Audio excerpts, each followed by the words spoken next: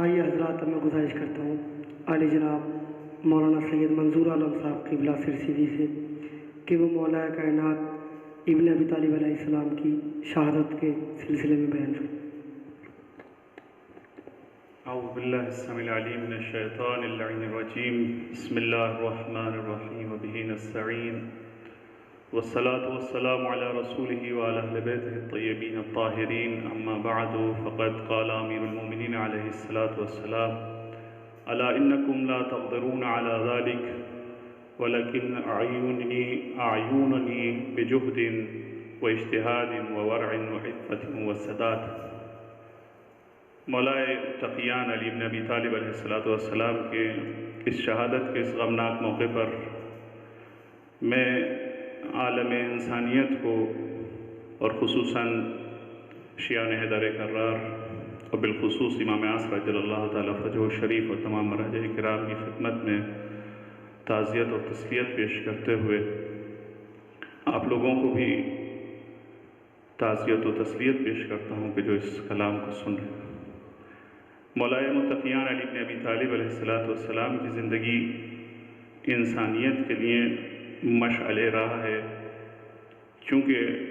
مرسل اعظم حضرت محمد مصطفیٰ صلی اللہ علیہ وآلہ وسلم نے ارشاد فرمایا ہے کہ وَأَنَّ لِكُلِّ مَأْمُومٍ إِمَامًا يَقْتَدِي بِهِ وَيَسْتَضِيءُ بِنُورِ عِلْمِهِ، کہ ہر ماموم کے لیے ایک امام ہوتا ہے اور ہر ماموم اپنے امام کے علم سے منور ہوتا ہے اور مستفیض ہوتا ہے، فیضیاب ہوتا ہے۔ مولا کائنات کی زندگی قیامت تک کے لیے نہ صرف یہ کہ شیعان حیدر کرار یا مسلمانوں کے لیے مشعل ہدایت ہے، بلکہ پوری کائنات کے لیے مشعل ہدایت ہے۔ یہی وجہ ہے کہ آپ کے خطبات، آپ کے کلمات اور آپ کے تحریر کیا کردہ عہد نامے کو، جس کو آپ نے مالک اشتر کے لیے لکھا تھا، اس کو UN نے اپنی کتاب میں بھی تحریر کیا اور اپنے ہاں قانونی اس کو رسمی طور سے قبول کیا۔ لہٰذا اس مختصر سے وقت میں مولا کائنات کی زندگی سے درس لینا یہ تو ناممکن ہے کہ ہم ان کی زندگی پر مکمل طور سے انسان کیا، اگر پوری دنیا کے درخت اور سمندر سیاہی بن جائیں، درخت قلم بن جائیں اور سب جن و انس مل کر کے بھی لکھنا چاہیں تو علی کے فضائل کو قلم بند نہیں کیا جا سکتا۔ یہی وجہ ہے کہ مولا کائنات خود ارشاد فرما رہے ہیں کہ جس میں میں نے آپ کے حدیث کو سرنامہ کلام قرار دیا کہ تم اس بات پر قادر نہیں ہو کہ علی بن جاؤ، لیکن ہاں اس بات کے تو قادر ہو کہ تم علی کی اس طرح سے مدد کر سکتے ہو کہ تقوی و پرہیزگاری اختیار کرو، پاکیزگی، عصمت، طہارت اختیار کرو، کوشش کرو، سعی کرو، اللہ کی راہ میں تقوی و پرہیزگاری اختیار کرو۔ مولا کائنات کی زندگی سے جہاں ہزارہ درس ملتے ہیں، اس میں سے چند درس میں آپ کے سامنے پیش کرتا ہوں۔ سب سے پہلا درس جو مولا کائنات کی شہادت کے بعد ہمیں ملتا ہے، یعنی ضربت کے بعد، وہ سب سے پہلا درس ہے انسان کا احترام اور اس کی کرامت۔ چونکہ انسان کی کرامت اور عظمت خانہ کعبہ سے بھی زیادہ افضل ہے۔ روایات میں ہے کہ کرامت الانسان جو ہے وہ حرمت الانسان ہے اعظم من حرمت الکعبہ، خانہ کعبہ سے بھی زیادہ عظیم ہے انسان کی حرمت اور احترام اور اس کا عزت و توقیر کرنا۔ چونکہ قرآن بھی کہہ رہا وَكَرَّمْنَا بَنِي آدم، اور ہم نے بنی آدم کو کریم بنایا ہے، کرامت دی ہے، ان کو احترام دیا، ان کو وقار دیا، عزت دیا ہے، شرف دیا ہے پوری کائنات نے سب کے اوپر۔ تو لہٰذا انسان کا احترام کرنا واجب ہے، چاہے وہ کوئی بھی انسان ہو، کیونکہ مولا کائنات نے ارشاد فرمایا إِنَّهُ إِمَّا أَخُوكَ فِي دِينِكَ، کہ وہ یا تو تمہارا دین میں بھائی ہے، اور نذیر لَكَ فِي خلق، یا وہ خلقت میں تمہارا نذیر ہے۔ یعنی ان دو چیزوں سے انسان پوری کائنات میں خالی نہیں ہے، یا تو آپ کا دینی بھائی ہے، اور اگر دینی بھائی نہیں ہے تو ہماری ہم شکل ہے۔ لہٰذا ہمیں ہر انسان کا احترام کرنا چاہیے۔ یہی وجہ ہے کہ جب آپ کے قاتل کو گرفتار کر کے لایا گیا تو آپ نے اس سے یہی سوال کیا تھا کہ میں تمہارا عظیم امام نہیں تھا؟ میں تمہیں جانتا تھا کہ تم میرے قتل کے لیے کوفے میں وارد ہوئے ہو، لیکن اس کے بعد بھی میں نے تمہارے اوپر کرم کیا، احترام کیا، تمہارا عزت کیا، تمہیں وقارت کیا، تم پر رحم کیا، تمہیں کھانا دیا، تمہیں مکان دیا۔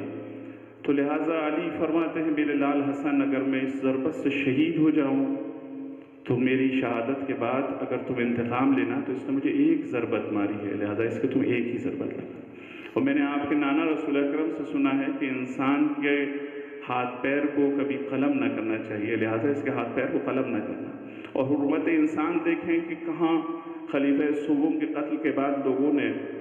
خون ریزی اور قتل ریزی کر دی، لیکن علی اولاد ابو طالب کو اور عبد المطلب کو جمع کر کے کہہ رہے ہیں میں تم سب کو وصیت کرتا ہوں کہ تم یہ کہتے نہ پھرنا کہ علی بن ابی طالب قتل کر دیے گئے، امیر المومنین قتل کر دیے گئے اور تم لوگوں کا ناحق خون بہا۔ تو وہ علی کہ جس کو خود سب سے پہلے ٹیررسٹ کیا گیا، سب سے پہلے ان کو دہشت گردی کے شکار ہوئے مسجد کے اندر،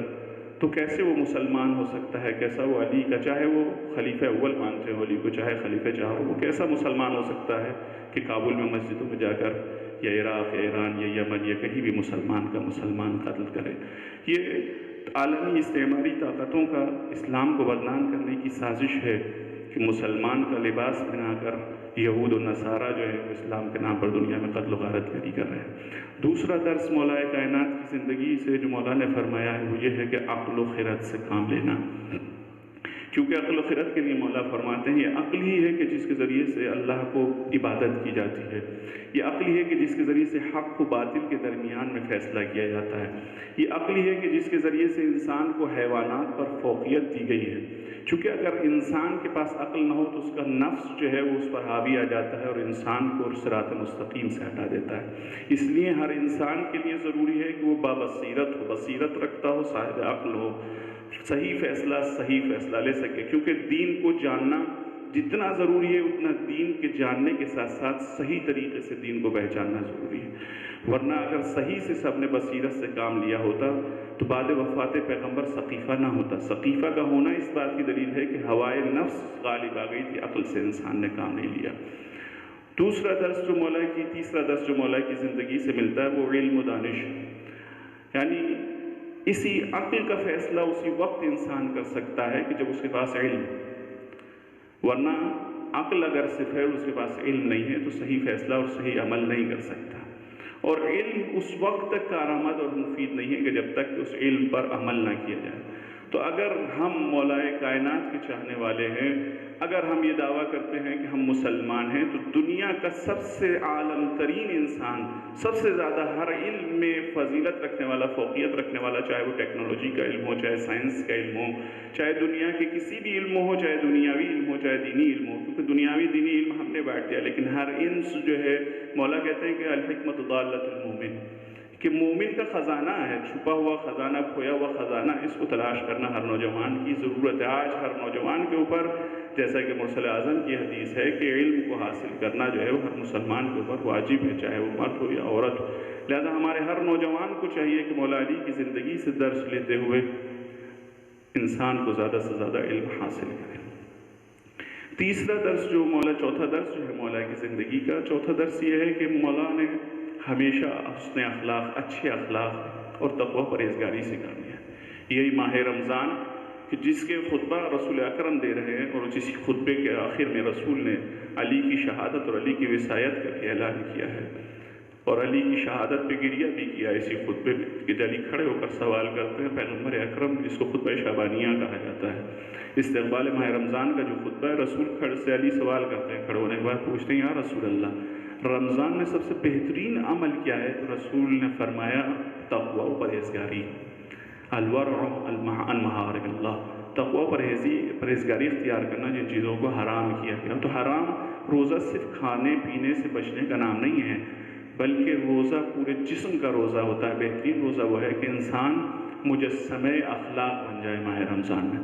تو رمضان میں علی اس عظیم مہینے میں کہ جو مجسمہ اخلاق خود علی تھے،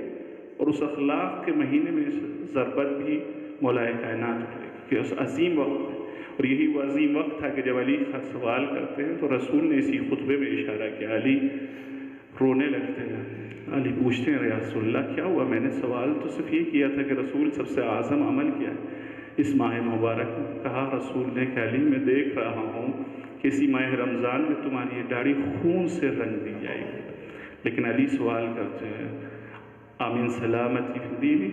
کیا میں اپنے دین میں سالم رہوں گا؟ رسول نے فرمایا بلا ہاں۔ علی اس وقت بھی سب سے زیادہ جو دعا کر رہے ہیں وہ سلامت دین کی، لہذا ہمیں ہر نوجوان کو ہر وقت یہ دعا کرنی چاہیے کہ پروردگار ہمیں اگر اس دنیا سے اٹھانا تو ہم دین محمد پر جائیں، دین اہل بیت علیہ السلام، اور دل ہمارے محبت اہل بیت سے منور ہوں، اور تیری توحید کا ہم اقرار کرتے ہوئے اس دنیا سے جائیں۔ छठा दर्स जो मौलाए कायनात की ज़िंदगी का है वो दर्स है मौलाए कायनात की ज़िंदगी का तिलावत कुरान करीम के लिए। जब आप अपने बच्चों को जमा करते हैं, हसनैन अलैहिस्सलाम के यही लम्हात है, यही अय्याम है, और जमा करने के बाद एक तवील वसीयत की है मौला ने। उस वसीयत में जहाँ मुतअद्दिद पैगाम हैं इंसानों को, वहाँ मौला ने अल्लाह अल्लाह का जुमला कहने के बाद कहते मेरे बच्चों कभी कुरान से गाफिल ना हो। कुरान की तिलावत करना, और सिर्फ तिलावत कुरान करीम काफ़ी नहीं है बल्कि उस पर अमल भी करना वाजिब है। चूँकि रुब्ब क़ारिन लिल कुरान वल कुरान यलअनुहु, कुरान के बहुत से तिलावत करने वाले ऐसे हैं कि जिन पर कुरान खुद लानत करता है। लानत करने का मतलब ये है कि अगर इंसान कुरान को सिर्फ तिलावत करे, उस पर अमल न करे, तो वो आयत है कि जो मुनकिर, फासिक, मुजरिम, जिसके लिए भी लानत करी वो सारी लानतें उसके ऊपर पलट कर आती हैं, उसके अंदर वो वही पाए जाते हैं, बुराइयाँ पाई जाती हैं। लिहाजा कुरान को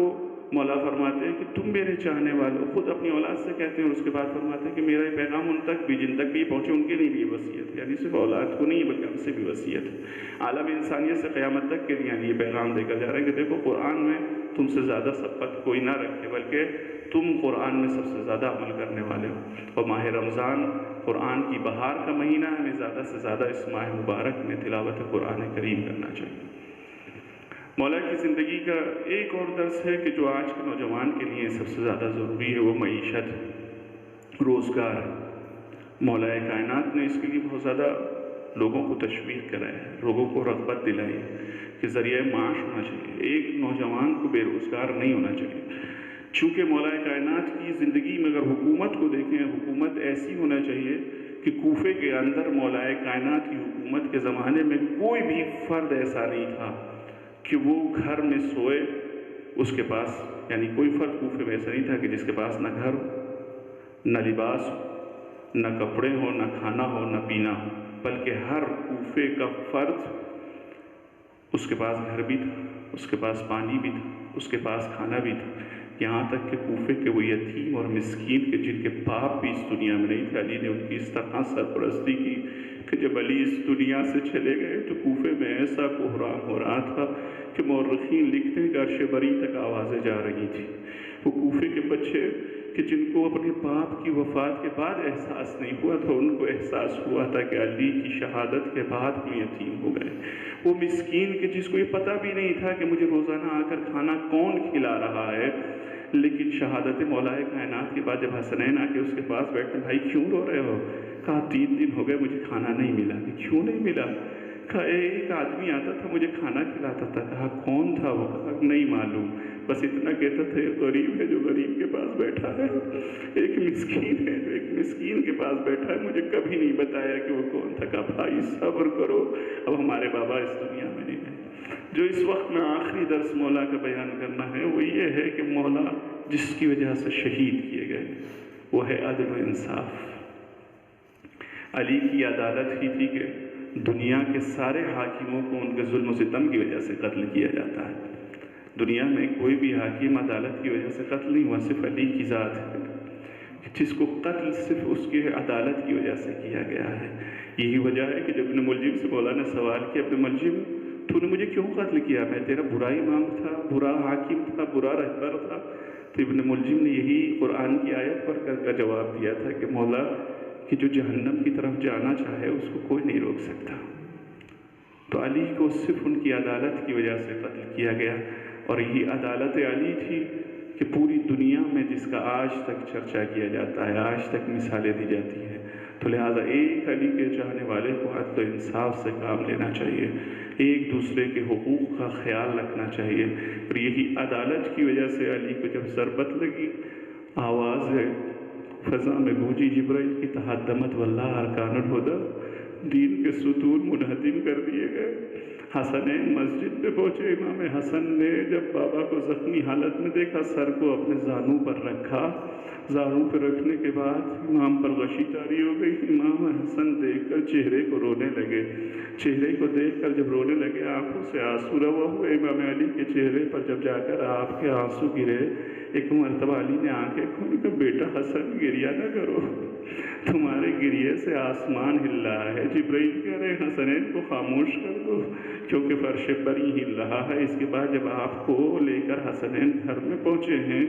عزیزو 3-4 بار تاریخ لکھتی ہے کہ امام علی پر غش طاری ہوا اور امام حسن کے گریے سے آپ بیدار ہوئے، لیکن علی کبھی نہیں تڑپے، کبھی خود علی نے گریہ نہیں کیا۔ لیکن مورخین لکھتے ہیں جب علی کو گھر میں لے کر پہنچے تو کچھ دیر کے بعد جب مولا پر غشی طاری ہوئی، بی بی ام کلثوم اور زینب رونے لگی۔ جب زینب ام کلثوم رونے لگی تو ایک مرتبہ مولا کی آنکھ جو کھلتی ہے، کہتے زینب ام کلثوم کے درد اتنا ہے، علی خود گریہ کرنے لگے۔ میں کہوں گا علی آج زینب کے گریے کا اتنا خیال ہے، کل یہی کوفہ